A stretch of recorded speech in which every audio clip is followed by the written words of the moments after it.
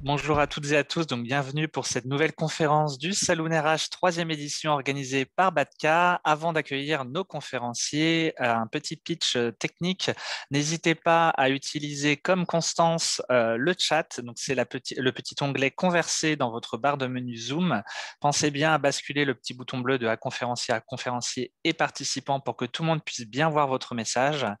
Et si vous avez des questions pour Guillaume et Catherine, préférez l'onglet questions et réponses. C'est l'onglet Q&R dans votre barre de menu Zoom. Vous pourrez également commenter et voter les questions des autres participants.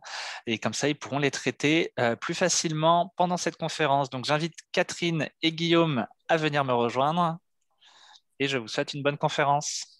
Merci Benoît, bonjour à tous, ravi de vous retrouver sur cette dernière journée de notre Saloon RH qui a été une semaine riche en partage, en échange, en interview, en table ronde, avec des thématiques qui, nous l'espérons, vous ont intéressé, passionné.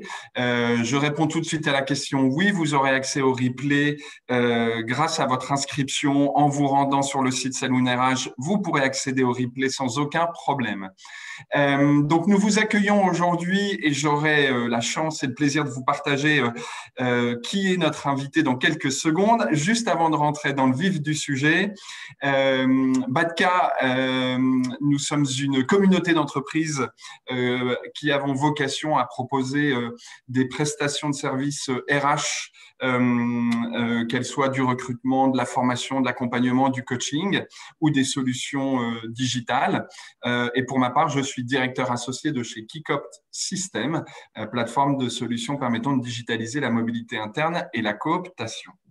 À ce sujet, j'ai donc le plaisir d'accueillir aujourd'hui avec moi une de nos clientes, Catherine Voronoff-Argot, responsable politique recrutement et promesse employeur chez SNCF. Catherine, je vous laisse en quelques mots nous expliquer qui vous êtes, ce que vous faites. Et puis après, évidemment, nous avons un ordre du jour riche parce que la thématique du jour, c'est l'innovation face aux difficultés de recrutement et quelle a été la stratégie de la SNCF pour réinventer et digitaliser ses process de recrutement. Catherine, je vous laisse vous présenter. Merci Guillaume, bonjour à toutes et à tous.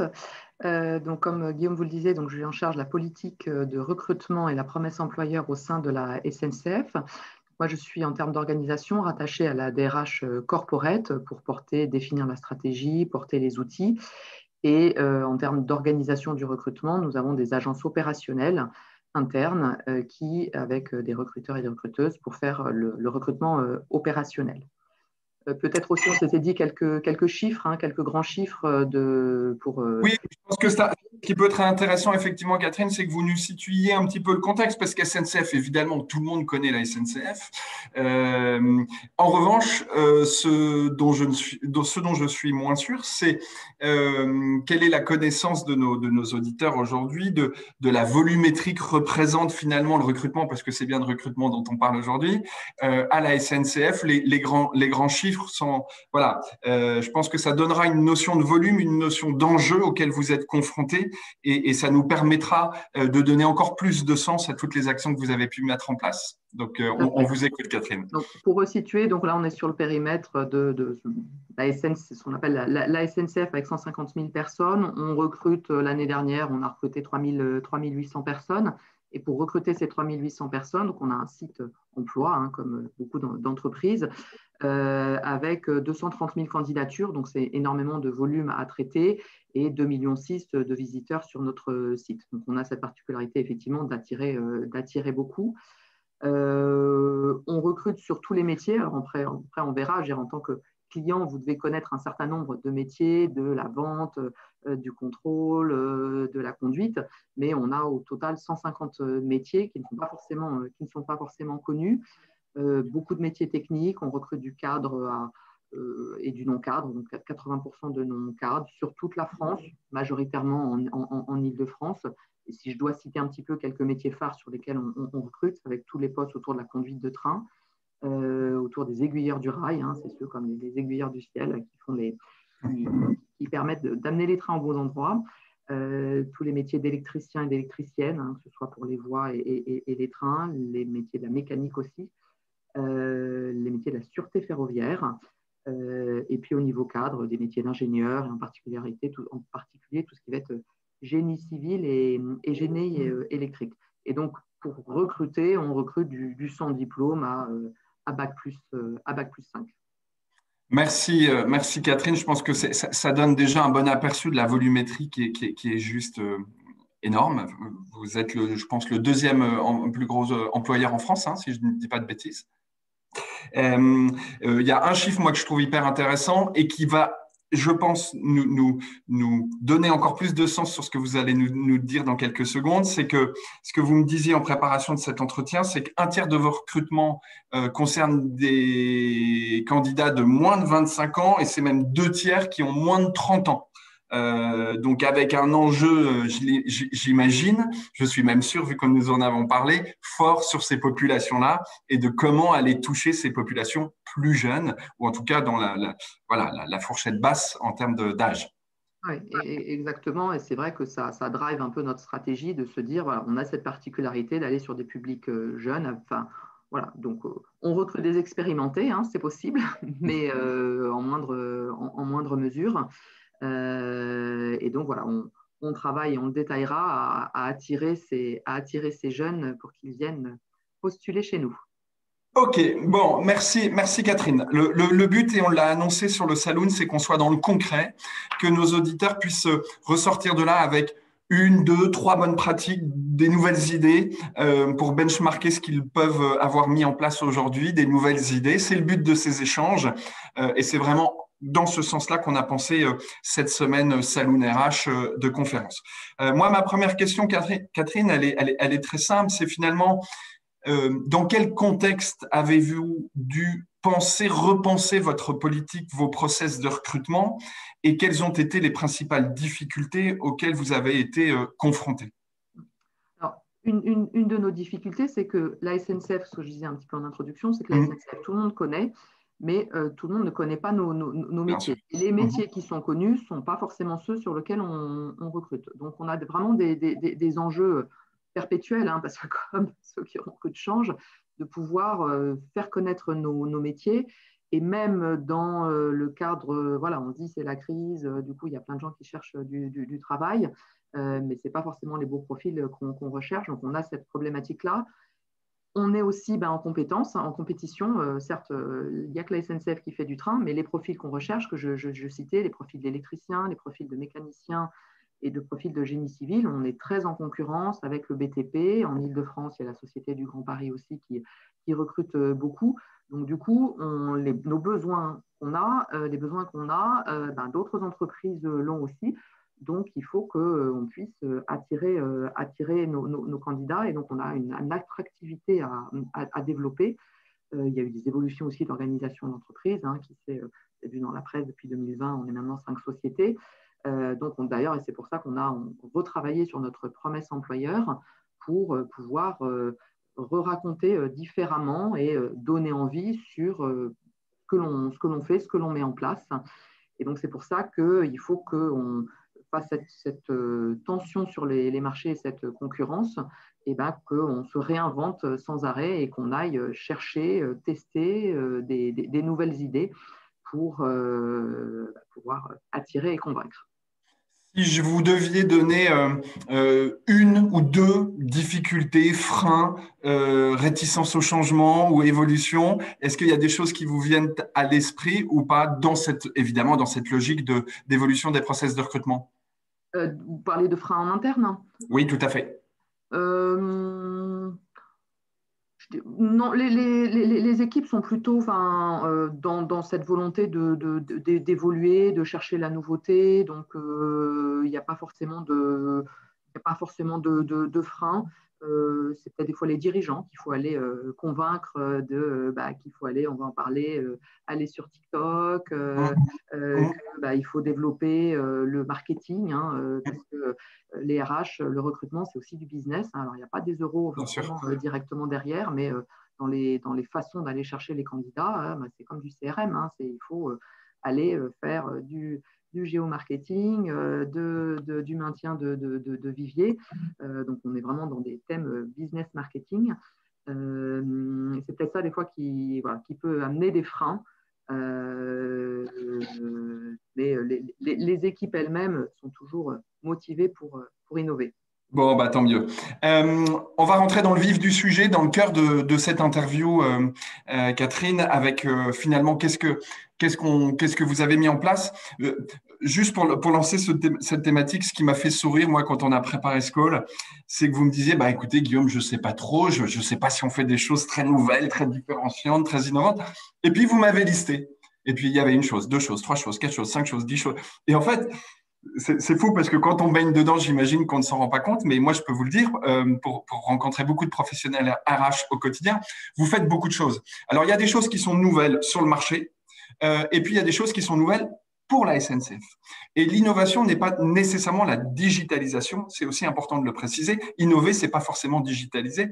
Innover, c'est réinventer une façon de faire au travers de choses très nouvelles du marché ou des tendances, ou au travers de choses qui n'auraient jamais été mises en place et que vous avez décidé de mettre en place. Donc, il y a un certain nombre d'éléments qu'on va évoquer aujourd'hui. On en a noté ensemble, Catherine, quatre grandes thématiques. Donc, sans plus attendre, la première, l'advocacy, l'ambassadoriat, on va dire. Là, clairement, on n'est pas dans une révolution parce que beaucoup d'entreprises ont pu mettre en place un certain nombre de choses sur cette nature d'action. Est-ce que vous pouvez nous en dire quelques mots? Alors, c'est pas forcément une révolution, mais c'est, je pense, encore plus et toujours plus indispensable, nécessaire, cette employee advocacy, je dirais, la prise des paroles des salariés vers les candidats. On voit qu'aujourd'hui, 95% des candidats se renseignent sur une entreprise avant d'y postuler.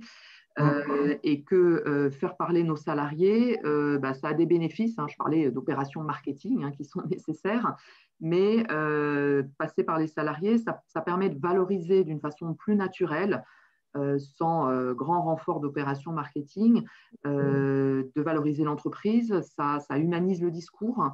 Et surtout, ça rend les messages beaucoup plus authentiques aux yeux des candidats. Et là, si on fait le parallèle aussi, les clients, ils cherchent les avis des internautes, ils vont questionner plutôt que de regarder juste les publicités, quoi. Et puis, ça nous permet aussi, comme je l'expliquais, on a des métiers qui ne sont pas forcément connus. Et la fiche de poste, elle a beau être très bien descriptive, on a beau faire des petits films ou autre, il y a toujours la question que le candidat ou la candidate se pose et auquel on n'a pas forcément répondu dans les outils qu'on laisse à disposition. Donc, le témoignage des ambassadeurs et des ambassadrices permet vraiment d'aller au fond de la réalité de leur mission, de leur environnement de travail. Et ça nous aide, nous, à mieux qualifier les candidats. Il y a des études aussi qui montrent qu'ils partagent, je crois, 24 fois plus l'information portée par des employés que de l'information qu'ils auraient, qui est portée par la marque corporate. Se dire aussi que nous, on est sur des ambassadeurs et des ambassadrices qui sont volontaires, donc ils font ça sur leur temps. Ça permet d'avoir des gens qui sont vraiment motivés. Et puis, on est aussi sur un discours vrai, des échanges. C'est pas toujours, qui peut être des fois, je retournais voir un petit peu des échanges, surtout quand on parle salaire, surtout quand on s'appelle la SNCF aussi, parce qu'il y a aussi ce sujet de, quand je parlais des difficultés, la SNCF, malheureusement, il y a des fois des problématiques de retard, il y a des problématiques de grève, et tout ça, ça fait un inconscient aussi auprès des candidats, et qu'on va encore plus raconter, expliquer. Il y a autre chose derrière ça. Et donc, dans cette advocacy, on peut à la fois être donc on a une plateforme, on est passé par Passmotion, et qui permet à la fois d'avoir des discours one-to-one, après accessibles à tout le monde. Et puis, on organise aussi en format écrit des live chats via cette plateforme pour, là, en général, on fait un thème sur un métier, par exemple la conduite des trains, où les candidats vont poser des questions et on va répondre par écrit en direct avec des ambassadeurs, des ambassadrices et puis des recruteurs. Donc, on permet vraiment aux candidats d'approcher d'une façon beaucoup plus globale, beaucoup plus large ce qu'est le métier. et, et après qui disent oui, c'est vraiment ça que je veux faire. Et donc, on a un candidat qui comprend mieux les enjeux et mieux préparé à l'entretien, ou alors de se dire non, c'est pas ça, et ça lui évite de rentrer dans un processus de recrutement qui serait déceptif. Et puis pour finir, je parle beaucoup d'ambassadeurs et d'ambassadrices. On a un gros enjeu côté SNCF de féminisation. On est à 23% de femmes, un peu plus que la moyenne des chemins de fer européens, mais c'est pas du tout satisfaisant. C'est compliqué d'évoluer sur ce pourcentage de femmes en termes de recrutement, surtout qu'on est très concentré de plus en plus sur des métiers techniques. Et les métiers qui étaient plus féminisés, la vente, les SCA, les fonctions support, aujourd'hui, ce sont des métiers sur lesquels on ne recrute plus du tout. Donc, c'est très compliqué. Et du coup, via les ambassadeurs et les ambassadrices, ça permet aussi, on a plus d'un tiers plus d'un tiers d'ambassadrices, et du coup aussi plus d'un tiers des personnes des talents qui vont sur cette plateforme qui sont des femmes. Et là, c'est vraiment important de pouvoir se projeter quand on est une femme sur un métier peut-être technique, un métier où on voit naturellement plus d'hommes, d'avoir ces figures de femmes qui vont échanger, parler de leur quotidien, parler en vrai des difficultés et surtout des réussites. Voilà. Pour nous, c'est vraiment quelque chose de très positif et qu'on développe et renforce sans arrêt. Merci Catherine. Ce que je note de ce que vous dites sur cette notion d'advocacy, c'est deux choses. La première, c'est que effectivement, c'est sur le principe du volontariat. Bon, cela va sans dire, mais ça va mieux en le disant. Mais effectivement, il faut que la démarche soit volontaire parce qu'elle sera sincère et authentique. C'est un mot que vous avez pas mal répété, mais ça donne l'importance de ce que cela veut dire pour vous. Et cette notion de mixité également, avec un pourcentage d'ambassadeurs hommes-femmes à peu près équivalent, ce qui est une belle performance au regard de l'enjeu que vous avez à féminiser les équipes de la SNCF. Et donc, justement, je profite de ce parallèle ou de cette transition pour évoquer l'une des deuxièmes clés en matière on va dire, d'innovation, c'est la cooptation. Alors, j'en parle parce que je suis bien placé pour en parler, mais le but, c'est surtout de vous faire parler là-dessus. C'est que le programme a été mis en place, a été officialisé, digitalisé. Aujourd'hui, qu'est-ce que vous pouvez nous en dire de manière vraiment succincte sur les résultats et aussi sur l'enjeu lié à la diversité qui vous a également permis de travailler dessus? Là encore, c'est un très bel outil pour améliorer le taux de conversion. Et le fait de se dire, comme là, on se dit, il n'y a rien de tel que les agents pour parler de leur métier et pour savoir quelles en sont les contraintes, quelles sont les compétences attendues. Et du coup, c'est eux qui connaissent le mieux aussi leurs amis, la famille, et faire un parallèle entre tiens, voilà mon métier, et toi, est-ce que tu ne voudrais pas faire ça? Et on échange, ce qui fait que les personnes, quand elles candidatent beaucoup plus en conscience.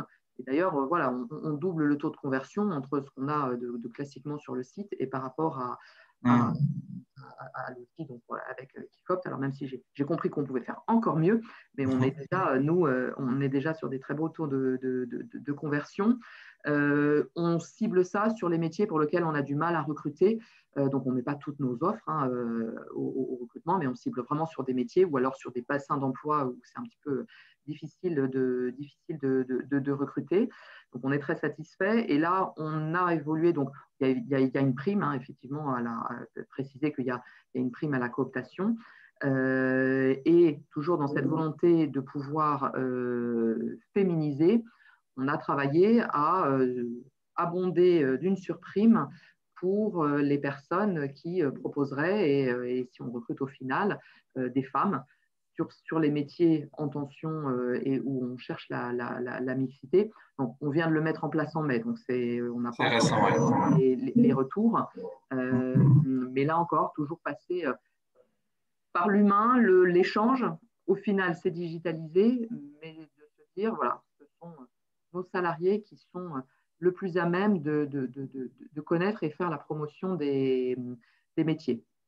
Le but, en fait, parce que c'est un sujet sur lequel on est souvent sensibilisé, est-ce qu'on peut se permettre de donner une surprime si on recommande des femmes? En fait, vous, la façon dont vous le présentez, c'est de dire il y a une surprime dans le cadre d'un rééquilibrage de la mixité sur certains métiers et a fortiori chez vous, c'est surtout dans le but de favoriser l'emploi auprès des femmes, évidemment, mais on pourrait imaginer l'inverse sur d'autres typologies de métiers, dans d'autres typologies de secteurs, le but étant d'avoir une mixité la plus égale possible.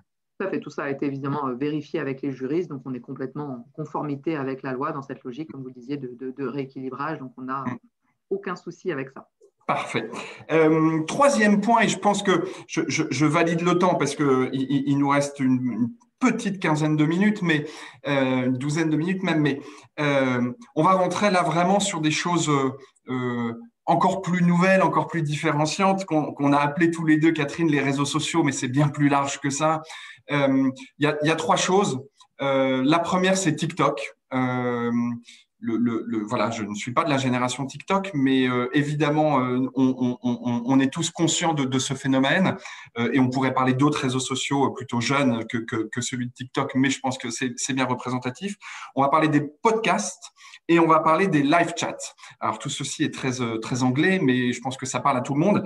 Est-ce que vous pouvez nous dire sur ces trois sujets, qu'est-ce que la SNCF, qu'on n'attend pas forcément présent sur TikTok, qu'est-ce que la SNCF fait sur TikTok et en quoi cela peut vous aider? Alors TikTok, comme je vous disais, on cherche sans arrêt à se renouveler, à innover et il faut qu'on soit à l'écoute de ce qui se passe sur le marché. Et effectivement, TikTok a explosé pendant le premier confinement et on s'est dit qu'il y avait peut-être des choses à faire sur ce réseau et on a été parmi les premières entreprises à y aller dans une logique de présentation des métiers. C'est une audience plutôt jeune, aussi bien masculine que féminine, sur des profils sociaux aussi très, très variés. Donc, par rapport à ce que je vous disais en début d'échange, ça rentre complètement dans nos attentes.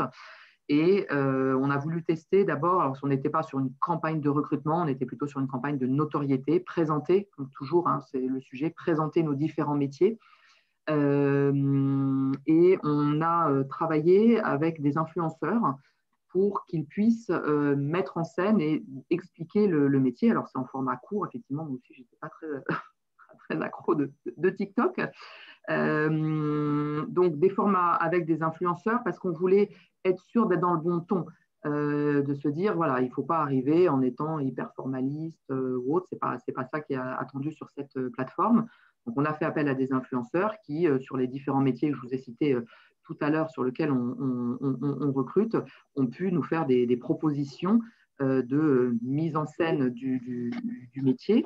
On visait 1 million de vues, on en a eu 1,5 million, avec un très beau taux d'engagement aussi, des messages positifs. Donc, ça nous a fait dire que voilà, il y a de la place sur TikTok et on voit là en ce moment que d'autres entreprises y vont. Là, il y a un reportage aussi récemment sur TF1 sur le sujet où ils présentaient un petit peu ce qu'on avait fait. Donc, on sent qu'il y a des choses à faire et depuis, on a été aussi sur des choses un peu plus classiques d'achat d'espace. Et en tout cas, voilà, c'est de se dire que tous ces réseaux-là, on est en train de regarder aussi pour faire des choses sur Twitch, c'est qu'il faut aller chercher les jeunes où ils sont. Quand nous, on cherche des jeunes, et si on reste dans nos moyens classiques, on passe à côté. Et TikTok est un endroit où on peut trouver les jeunes et il y a de l'appétence à recevoir de l'information sur les métiers. Clairement, et je pense que ça, c'est là aussi un des messages clés, c'est globalement, évidemment, il faut aller là où les gens sont. On en parle, et je refais le parallèle avec le marketing dont vous parliez tout à l'heure, au ciblage. Eh bien, la tendance est là, la tendance est lourde, et ne pas attendre que les gens viennent à nous, viennent sur nos sites, même s'il faut qu'ils soient présents et qu'ils existent, mais il faut aller chercher votre auditoire. On l'a dit, 2 tiers ont moins de 30 ans, 1 tiers ont moins de 25 ans. Voilà, cette tranche d'âge est majoritairement présente sur ces réseaux sociaux et d'où votre volonté d'aller communiquer sur ce support-là. Podcast, là aussi, ce que je trouvais intéressant et la raison pour laquelle on a décidé de vous en parler aujourd'hui, c'est que là aussi, le podcast, bon, alors finalement, en termes de recrutement, c'est pas largement déployé chez beaucoup d'entreprises. Et vous avez en plus évolué. Ce que vous m'expliquiez, c'est que jusqu'à maintenant, vous pouviez avoir donc des prises de parole telles qu'un podcast peut l'être, qui est maintenant rentré un petit peu dans l'univers de beaucoup de gens. Mais c'est que vous avez décidé d'avoir des formats plus longs. Là où on dit toujours l'innovation, c'est faire plus court, plus rapide. Vous avez décidé de faire plus long. Est-ce que vous pouvez nous dire pourquoi? C'était de se dire qu'il y a des limites à faire du court, c'est nécessaire et on continue à faire du court pour accrocher effectivement. Voilà, on voit les jeunes, ils restent 2 secondes sur une vidéo, donc il faut passer certains messages. Mais au-delà de ces formats courts, il y a quand même besoin, surtout si je reprends toujours la problématique de connaissance de ce que sont les métiers et de la compréhension vraiment de l'univers du métier, d'aller plus loin, de prendre plus de temps pour là aussi être plus authentique. C'est pas juste je fais un coup de pub vite pour accrocher le client, c'est que je prends du temps pour lui expliquer ce qu'on a à proposer. Alors là, on démarre, donc c'est un podcast qu'on appelle la voix est libre, où du coup, là, on s'est posé sur des formats de 30 minutes.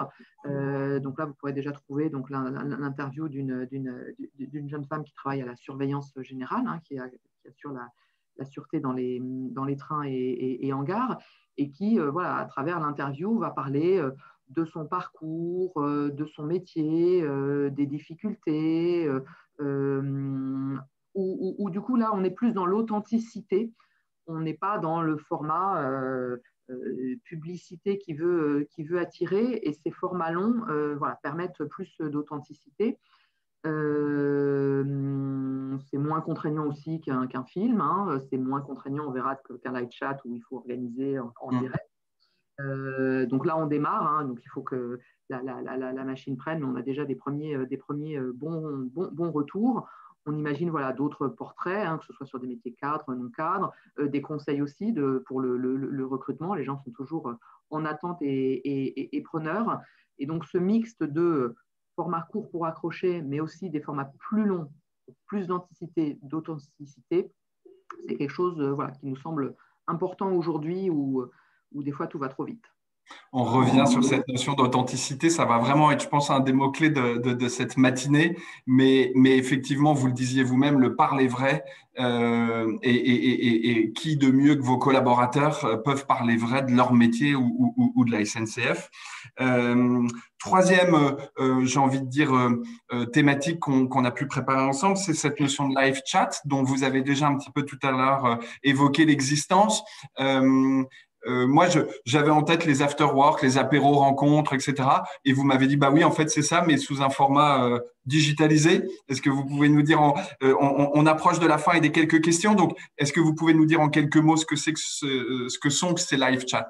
Donc, il va y avoir 2 formats. Il va y avoir des formats, et il y en a eu un là en début de semaine, ouvert à tout le monde, donc en général sur LinkedIn et Facebook sur un thème. Là, c'était sur le sujet de la mixité et des salariés qui viennent témoigner et avec après un jeu de questions-réponses.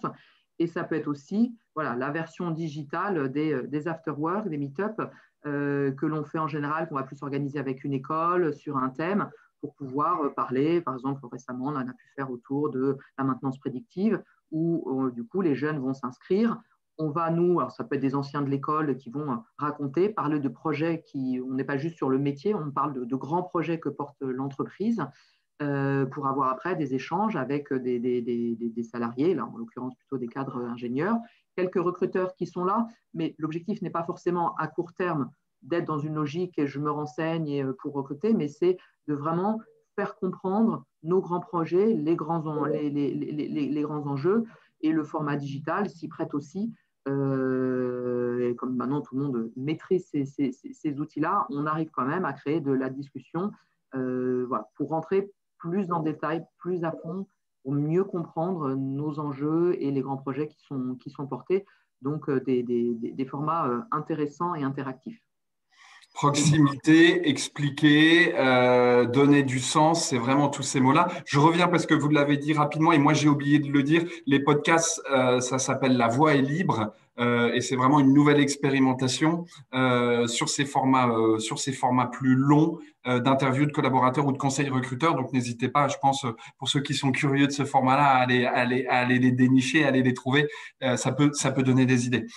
Merci pour ça, Catherine, parce que je pense que c'est l'illustration de choses qui existent depuis longtemps, si je pense à l'advocacy, à la cooptation, sur lesquelles vous vous êtes doté de plateformes, de digitalisation et d'embarquer vos collaborateurs. Cette notion d'ambassadeur joue pleinement son rôle.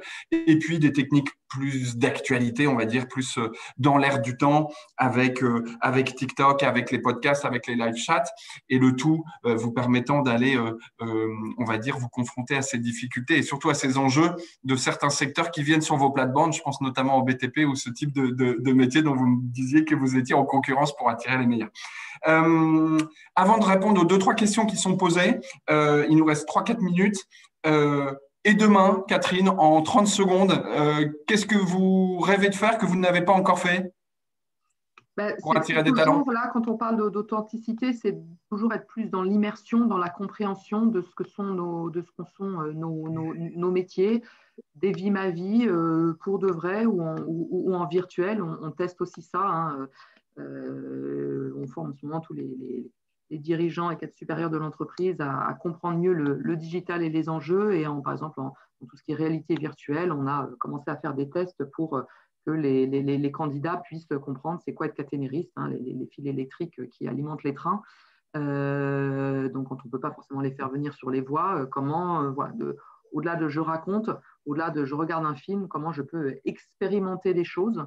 Donc, voilà, être plus dans l'immersion pour toujours mieux comprendre ce que sont nos métiers, pour plus s'intéresser et mieux recruter.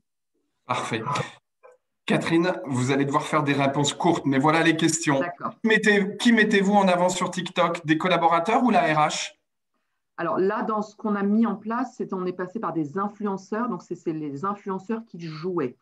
Mais en tout cas, je peux répondre quand même que sur les réseaux sociaux, on met plutôt en avant des collaborateurs et des collaboratrices qui parlent de leur parcours, parce que c'est ça qui est le plus intéressant. Merci. Qui est en charge de ces campagnes TikTok chez vous? Plutôt les RH, plutôt le marketing, la com?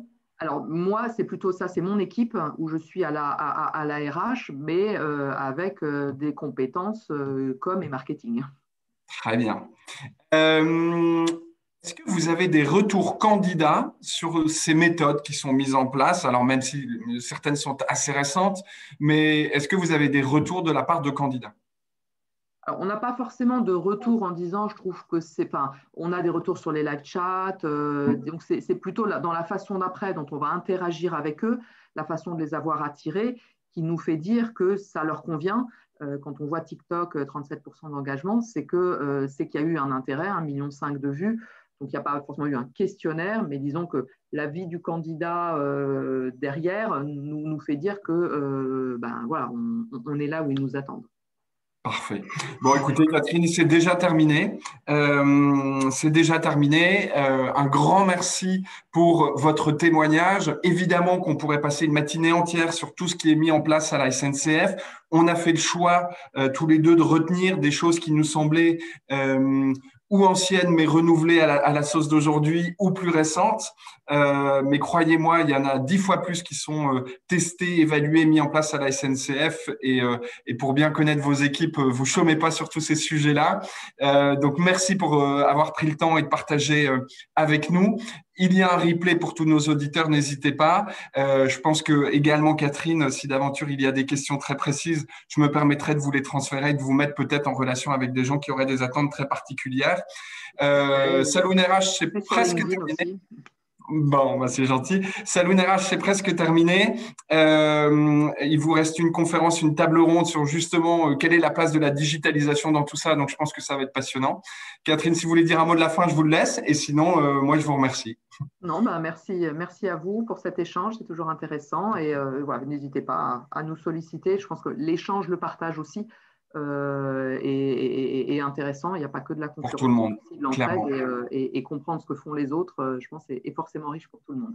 C'est top. Eh ben, c'est un très beau mot de la fin. Donc, j'en rajouterai pas. Un grand merci, Catherine. Merci à tous et bonne fin de Saloon à tous ceux qui continuent avec nous. À très vite. Merci. Merci. Au revoir.